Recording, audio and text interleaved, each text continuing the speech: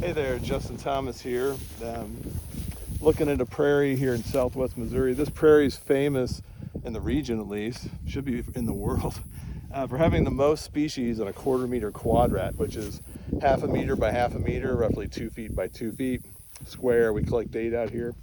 And this prairie has the biodiversity so rich that it can hold, or it has held, 48 species of plants just in an area that size. Pretty impressive. Let's get a look at some of it. It's a great example of a concept known as thermodynamic ecological stability. And that's a mouthful, right? Thermodynamic ecological stability. And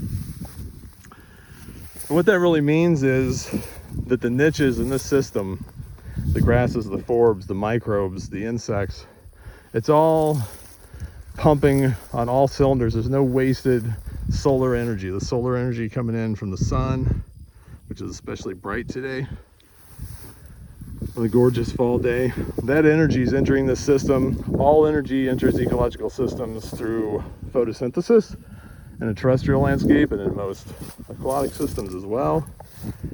And that happens in the form of plants.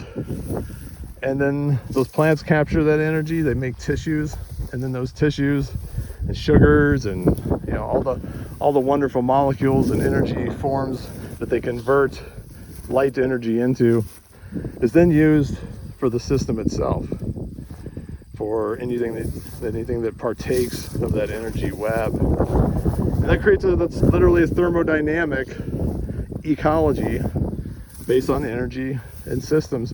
But it's more than that. There's this emergent property, this emergentness that comes out of living systems engaging. And that emergent property over time is what we would call stability, ecological stability. So you've got thermodynamic ecological stability over long periods of time that build ecological complexity and functionality and stability in systems so that they don't change much over time. Of course, life is always changing, but they're relatively stable. And so you get beautiful things. I don't know if the camera will pick it up well, but there's this purple grass here, purple inflorescence. That's Muhlenbergia capillaris.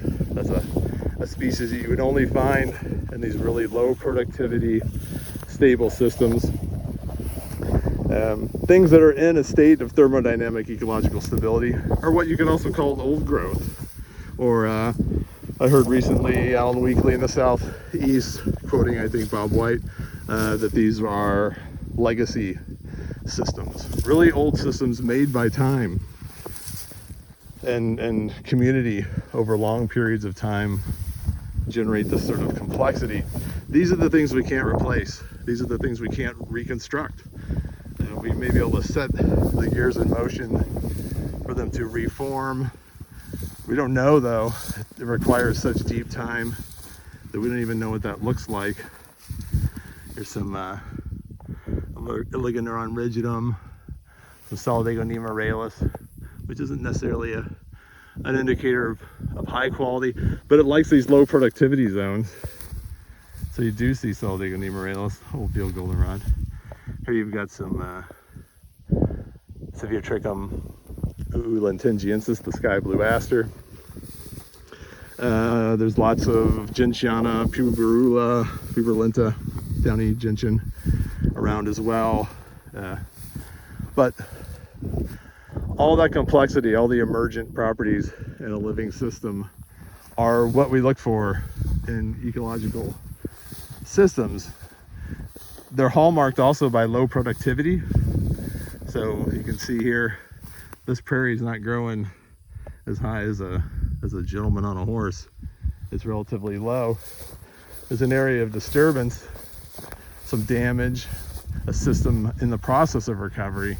Over here you can see much more biomass. And with that much more biomass, there's much less species. So biomass, it favors usually a dominant species. In this case, you got little blue stem, not a big deal. Got some big blue stem. Of course, there's some Lespedeza capitata in there as well, prairie bush clover. So a whole suite of things do well in that, but the diversity is relatively capped. And internally you see things like the buckbrush there, Sephoricarpus orbiculatus. But this is a great example of just an old growth system. This wasn't hayed this year, wasn't been burned. It's burned fairly regularly. But the idea is here is to maintain a stable system where these processes can engage in a thermodynamically stable ecological way. By filling all the niches, again, think of that energy of the sun coming in anywhere, blending with the plants that are emergent properties of soil conditions. The kind of rough spot over there, different soil community a little bit. Then over here where the productivity is low. That's largely driven by nutrient dynamics. You disrupt the system, you damage this vegetation, you damage this in any way, and it's going to become that for a while. You damage it absolutely completely and rob it of its soil legacy. You're starting all over. And we don't know what that looks like. That's the fear of starting over, right? That's why we don't like chaotic systems that we see on roadsides or old fields, or off in the distance there you can see kind of the yellow. Those are agricultural fields, soybeans yellowing out, some corn. Those are really simple systems with completely annihilated soils. Like the microbia there is practically non-existent. How do you rebuild something like that? You probably don't. Aryngium yuccifolium growing here. Turns out not a super high C-value species like we've always thought. Kind of nutrient-wise, some soil studies showing that it kind of likes stuff a little on the weedy side. But a good member of a system. Certainly not a weed. Not that we even like the word weed, right? Get over here, there's some Liatris pycnostachya going to seed. Kind of drew me to it. Actually, that's not what that is at all, is it?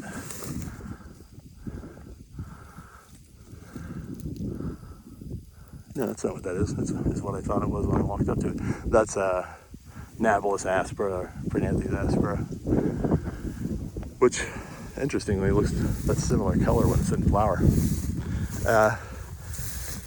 Yeah, I just wanted to make this video, talk about thermodynamic ecological stability, get people thinking about productivity, species richness, species quality, which is much more important than species richness, nutrient dynamics, energy systems, and how those express. You don't have to come to a high quality system to see that. You can see it in your backyard. You can see it driving down the highway. It's everywhere. It's literally how plants express. Plants, I don't care what plant, invasive species, native species, agricultural species, they are products of the soils in which they grow. And without healthy soils, without functional microbial communities, you don't get functional floras, which support all life in these systems. But likewise, without functional plants in situ feeding into that soil cooperatively, functionally, you don't get healthy soil. So they're lockstep. You can't have one without the other. And we'll follow up with more videos and parse out the details of these phenomena in the coming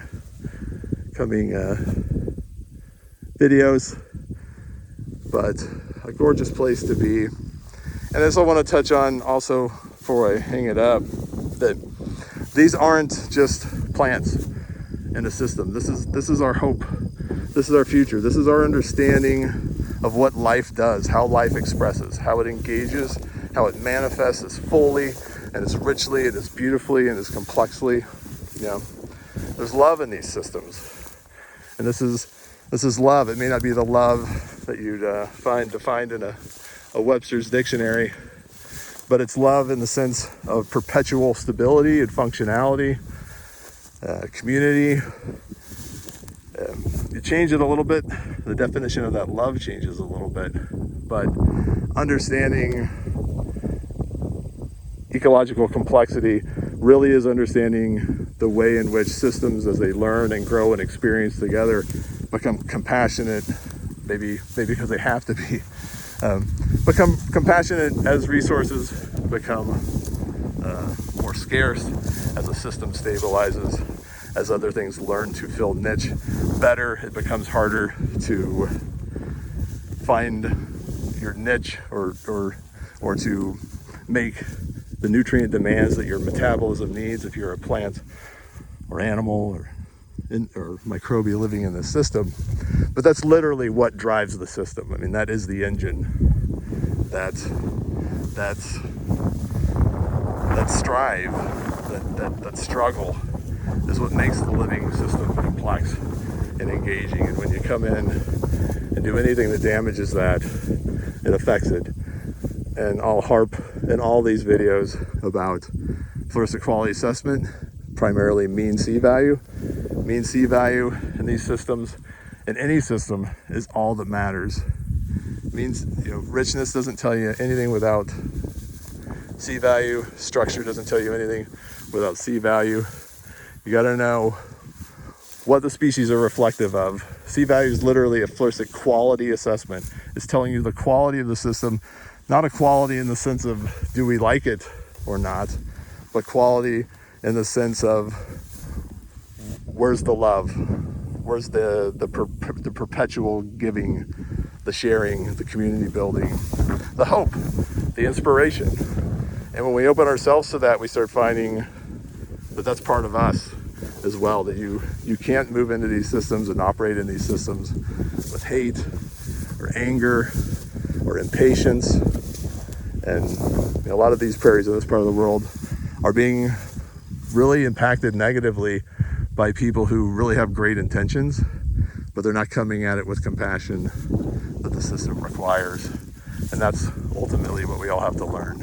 If we're ever going to maintain, and definitely if we're ever going to rebuild back to our own human thermodynamic ecological stability as members of this system. It's all one thing.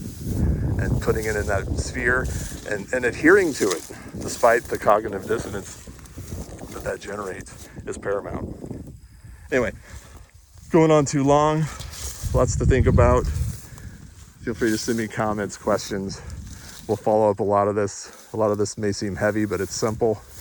And just parsing out the differences. Again, if you're new to this material, you're just like a new restoration, a new system yourself. You've got to learn, you've got to experience, you've got to engage, get out, see things, think about what's going on below ground and above ground.